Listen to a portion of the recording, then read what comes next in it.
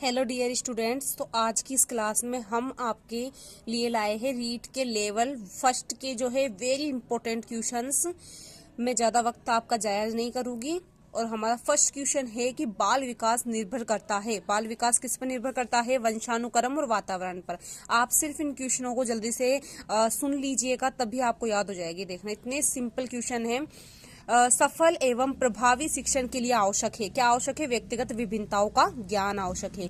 शेषावस्था के लिए उत्तम विधि, शिक्षण विधि बताना है अपन को। तो मोंटेसरी विधि भी है, खेल विधि भी है और किंडरगार्टन विधि भी है। ठीक है। अब है प्राथमिक स्तर की शिक्षा कैसी होनी चाहिए? तो प्राथमिक स्तर की शिक्षा मूर्त, रोचक और जीवन से संबंधित सभी प्रकार की होनी चाहिए। प्राथमिक स्तर की शिक्षा में होना चाहिए, क्या होना चाहिए? छात्र सक्रियता पर आधारित, यानी छात्र सक्रिय होना चाहिए। ठीक है। प्रारंभिक स्तर की शिक्षा में महत्व देना चाहिए। किसको महत्व देना चाहिए? समन्वय को महत्व देना चाहिए। ठीक है। करके सीखना किस अवस्था के लिए उपयुक्त है? तो करके सीखना शेषावस्था में भी है, किशोरावस्था में भी है और बाल्यावस्था में भी उपयुक्त है। ठीक है। किंडरगार्टन शिक्षण पद्धति का विकास किया। किंडरगार्टन जो है शिक्षण पद्धति का विकास किसने किया? फ्रोबेल ने किया। किसने किया? फ्रोबेल ने। जीवन का सबसे महत्वपूर्ण काल किसे बोलते हैं हम? जीवन का सबसे महत्वपूर्ण काल शेषावस्था को कहते हैं। नेक्स्ट क्वेश्चन है हमारा कि 20वीं शताब्दी को बालक की शताब्दी किसने कहा? तो किसने कहा? क्रो ने कहा। जल्दी से अपने आंखों के नीचे से निकाल लो इनको, बस यही काफी है आपके लिए। शेषावस्था को सीखने का आदर्श काल किसने माना? तो वैलेंटाइन ने माना है। जीवन का अनोखा काल किसे कहते हैं? बाल्यावस्था को ही जीवन का अनोखा काल कहते हैं। ऐसे क्वेश्चन कई बार आ गए एग्जाम में, बहुत ज्यादा इंपॉर्टेंट है एग्जाम की दृष्टि से। किसने कहा है कि बाल्यावस्था वह समय है जब व्यक्ति के आधारभूत दृष्टिकोणों, मूल्यों और आदर्शों का बहुत सीमा तक निर्माण होता है? तो ये किसने कहा है? ब्लेयर, जोन्स और सिम्पसन ने कहा है। शारीरिक विकास की गति किस अवस्था में न्यूनतम हो जाती है? बाल्यावस्था में जो है ना, वो न्यूनतम हो जाती है। नवजात शिशु में हड्डियों की संख्या कितनी होती है? नवजात शिशु में 270 हड्डियों की संख्या होती है। किसने कहा है कि सामाजिकरण की प्रक्रिया दूसरे व्यक्तियों के साथ में शिशु के प्रथम संपर्क से आरंभ होती है और आजीवन चलती रहती है? तो सारे और टेलफोर्ड ने कहा है ये बात। ठीक है। मैकडूगल और गिलफोर्ड ने बालक के संवेगों की कितनी संख्या बताई है? 14 संख्या बताई है। मैकडूगल और गिलफोर्ड ने कितने संवेगों की संख्या बताइए? 14। किसके अनुसार सामाजिक विकास का अर्थ सामाजिक संबंधों में परिपक्वता प्राप्त करना है? तो हर लोग के अनुसार लिए। ठीक है। नेक्स्ट क्वेश्चन है कि गिलफोर्ड ने संवेगों के कितने वर्ग बनाए हैं? 3 वर्ग बनाए। कितने वर्ग? 3 वर्ग। जे बी वॉटसन के अनुसार नवजात शिशु में पाए जाने वाले संवेग प्रेम है, क्रोध है, भय है। ठीक है। वैलेंटाइन के अनुसार सीखने का आदर्श काल किसे कहेंगे हम? शेषावस्था को कहेंगे। किस मनोवैज्ञानिक ने बाल विकास का वैज्ञानिक विवेचन प्रस्तुत किया है? किसने किया है? पेस्टालोजी ने। कॉल ने संवेगात्मक विकास का अनोखा काल किस अवस्था को कहा है? बाल्यावस्था को कहा है। लोग मतलब ये जो लाइव आते हैं, मैं किसी की बुराई नहीं करना चाहती, लेकिन 4-4 घंटे की क्लास में 100-200 क्वेश्चन, बस ये जल्दी जल्दी क्वेश्चन करवा रही हो आपको रिवीजन के आधार पे, क्योंकि अभी एग्जाम आ ही गई है, ये मान लो सर पे। तो टाइम जाया मत करो, अब पढ़ाई में ध्यान दो बस। कॉल ने संवेगात्मक विकास का अनोखा काल किस अवस्था को कहा है? बाल्यावस्था को कहा है। किस अवस्था में संवेगों की अस्थिरता सर्वाधिक होती है? संवेगों की अस्थिरता शिशु अवस्था में होती है। किसमें होती है? शिशु अवस्था में। सिगमंड फ्राइड के अनुसार किस अवस्था में बालक में आत्म नैतिकता आरंभ हो जाती है? 6 से 11 वर्ष के बालकों में जो है आत्म नैतिकता जो है आरंभ हो जाती है। बालक के किस आयु में सामान्य वाक्यों में त्रुटि सुधार की प्रवृत्ति विकसित हो जाती है? किसमें हो जाती है? 12 वर्ष के जो है बालकों में हो जाती है। अपने वातावरण के कुछ पक्षों के प्रति व्यक्ति के नियमित भाव, विचार व कार्य करने की पूर्ण वृत्ति भी अभिवृत्ति कहलाती है। ये मत किस मनोवैज्ञानिक का है? तो किसका है? सिकार्ड और बेकमैन का है। किसका है? सिकार्ड और बेकमैन का है। मनोवृत्ति के विकास के लिए शिक्षक को किस विधियों का प्रयोग करना चाहिए? तो सूचना और प्रचार, समूह प्रकार और संपर्क, ये सभी विधियों का जो है क्या करना चाहिए?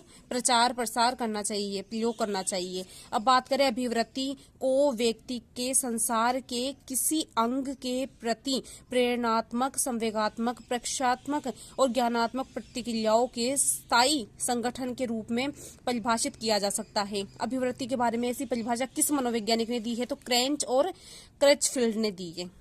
ठीक है। तीव्र शारीरिक क्रियाशीलता अभिवृत्ति का काल है। कौन सा है? बाल्यावस्था, बाल्यावस्था में सबसे तीव्र जो है क्रियाशीलता अभिवृद्धि होती है। कल्पना शक्ति, अमूर्त चिंतन बाल विकास की किस अवस्था से आरंभ हो जाता है? तो वो हो जाता है बाल्यावस्था के उत्तरार्ध, बाल्यावस्था के उत्तरार्ध में हो जाता है आरंभ। बाल्यावस्था में शिक्षण होना चाहिए। कैसा होना चाहिए? एक तो क्षमताओं के अनुसार बालक की और एक रुचियों के अनुसार, दोनों के अनुसार क्या होना चाहिए? शिक्षण होना चाहिए। अब बात करें किशोरावस्था की प्रमुख विशेषताओं में से कौन सी इनमें से नहीं है किशोरावस्था की विशेषता?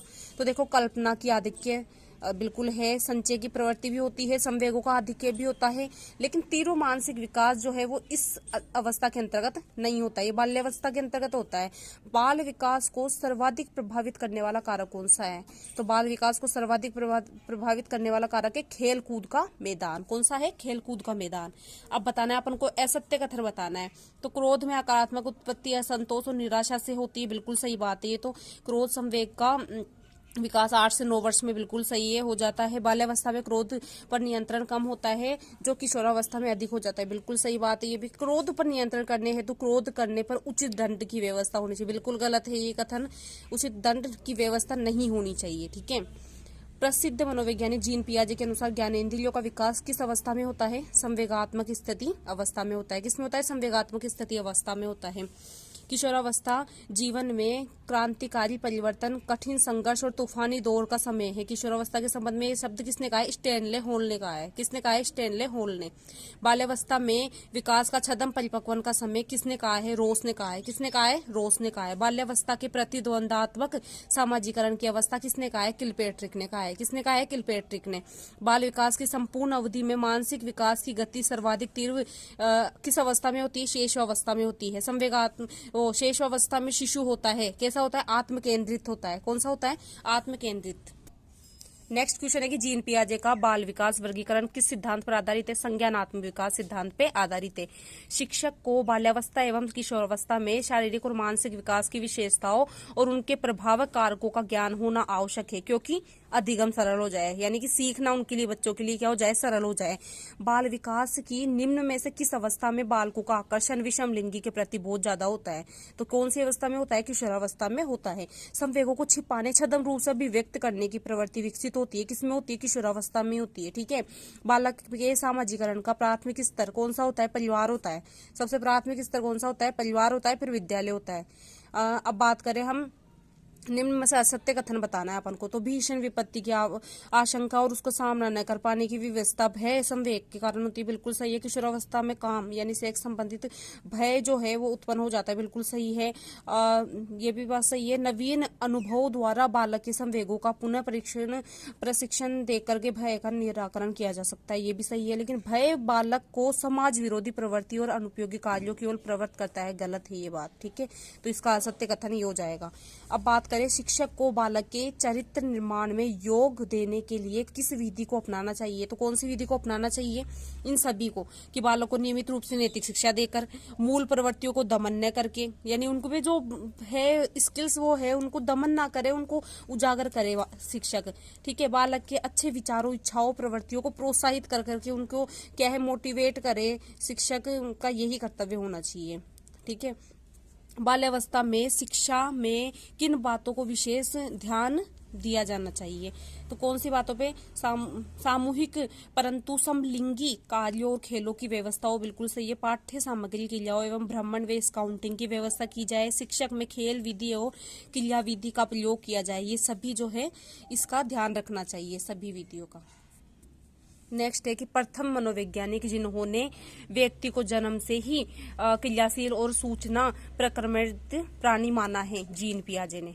वृद्धि और विकास के सिद्धांतों एवं उनके प्रतिपादकों का कौन सा जो है युग्म असंगत है, ये बताना है अपन को। मनोलैंगिक सिद्धांत तो फ्रायड ने दिया है। संज्ञानात्मक विकास सिद्धांत जीन पियाजे ने दिया है। नैतिक विकास सिद्धांत कोहलबर्ग ने दिया है। लेकिन मनोसामाजिक विकास सिद्धांत स्किनर ने नहीं दिया है। किसने दिया है? और दूसरा वैज्ञानिक था जिसने मनोसामाजिक विकास दिया है। अब बताओ, कमेंट में बताना है आपको, ये है ना। बाल विकास एवं बाल वृद्धि एवं विकास के मनोसामाजिक विकास सिद्धांत के प्रतिपादक कौन है? तो मनोसामाजिक विकास के प्रतिपादक कौन है? इरिक्सन है। कौन है? यहाँ पर क्या आएगा? इरिक्सन। अब बात करें असत्य कथन बताना है अपन को, तो व्यक्ति की वृद्धि और विकास की गति में निरंतरता बढ़ती रहती है। ठीक है, बालक का विकास विशिष्ट से सामान्य, बिल्कुल गलत है, सामान्य से विशिष्ट की ओर होगा। कैसे होगा? सामान्य से विशिष्ट की ओर होगा। बालक के विकास की वैचारिक क्रिया अवस्था कौन सी है? 7 से 12 वर्ष है। कौन सी है? 7 से 12 वर्ष है। किसने चरित्र को आदतों का पुंज कहा है? किसने कहा है? सैमुअल इस्माइल ने कहा है। किसने कहा है? सैमुअल इस्माइल ने। बच्चे का किस प्रकार का विकास जो है बालक और शिक्षक द्वारा प्रभावित होता है? सामाजिक, मानसिक और संवेगात्मक, ये सभी। किशोरावस्था के आकस्मिक विकास का सिद्धांत कब और किसने दिया था? 1904 में स्टैनले हॉल ने दिया था। ठीक है, किसे किशोर मनोविज्ञान के पिता के नाम से जाने जाते हैं? स्टैनले हॉल को। कौन से आयु समूह के लिए एरिक्सन ने विकास की 8 अवस्थाएं बताई है, प्रस्तावित की है? जन्म से मृत्यु तक। जन्म से मृत्यु तक। तो आज के लिए इतना ही।